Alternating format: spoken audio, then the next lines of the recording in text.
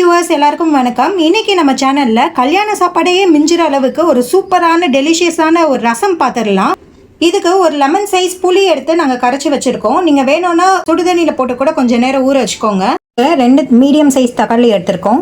அரைக்கிறதுக்கு நம்ம 1 ஸ்பூன் சீரகம் எடுத்திருக்கோம், மிளகு 1 ஸ்பூன் எடுத்திருக்கோம், கடுகு 1/4 ஸ்பூன் எடுத்திருக்கோம், 1/4 ஸ்பூன் மஞ்சத்தூள் எடுத்திருக்கோம், ஒரு 3-4 வரமிளகாய் எடுத்துக்கோங்க. உங்களுக்கு இன்னும் காரமாக வேணும்னா மிளகும் வரமிளகாவும் இன்னும் கொஞ்சம் அதிகமாக ஆட் பண்ணிக்கோங்க.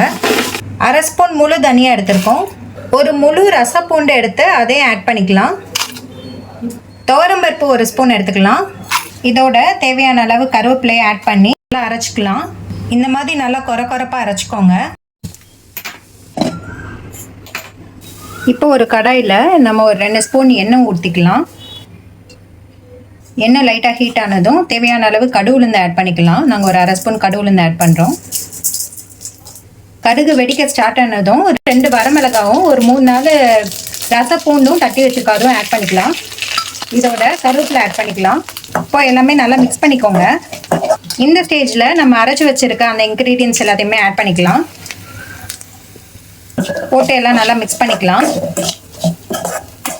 இப்போது தேவையான அளவு உப்பு ஆட் பண்ணிக்கலாம். அந்த புளி கரைசலோட அதோட தக்காளியை ஆட் பண்ணி நல்லா பிசைஞ்சிக்கலாம்.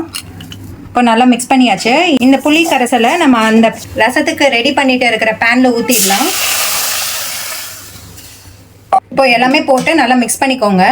இதோட பெருங்காயம் தேவையான அளவு ஆட் பண்ணிக்கோங்க. நாங்கள் ஒரு 1/2 ஸ்பூன் ஆட் பண்ணுறோம். இதோட தேவையான அளவு தண்ணியும் இப்போ ஆட் பண்ணிடலாம். இப்போ எல்லாமே நல்லா மிக்ஸ் பண்ணியாச்சு. இது ஒரு கொதி வர வரைக்கும் நம்ம வெயிட் பண்ணிக்கலாம். இப்போ பார்த்தீங்கன்னா ரசம் நல்லா முறை கிளம்பி வந்துருச்சு. இந்த ஸ்டேஜில் நம்ம ஆஃப் பண்ணிடணும். ரசம் ரொம்ப நேரம் கொதிக்கக்கூடாது. இந்த ஸ்டேஜில் நம்ம கொத்தமல்லியை ஆட் பண்ணிக்கலாம். அவ்வளோதாங்க, சூப்பரான ரசம் ரெடி ஆயிடுச்சு. இந்த வீடியோ பிடிச்சிருந்ததுன்னா லைக் பண்ணுங்கள். நீங்கள் எல்லாருமே வீட்டில் செஞ்சு பார்த்து எப்படி இருந்ததுன்னு கமெண்ட் பண்ணுங்கள். எங்கள் சேனலை மறக்காமல் சப்ஸ்கிரைப் பண்ணிக்கோங்க for more videos. Thank you so much.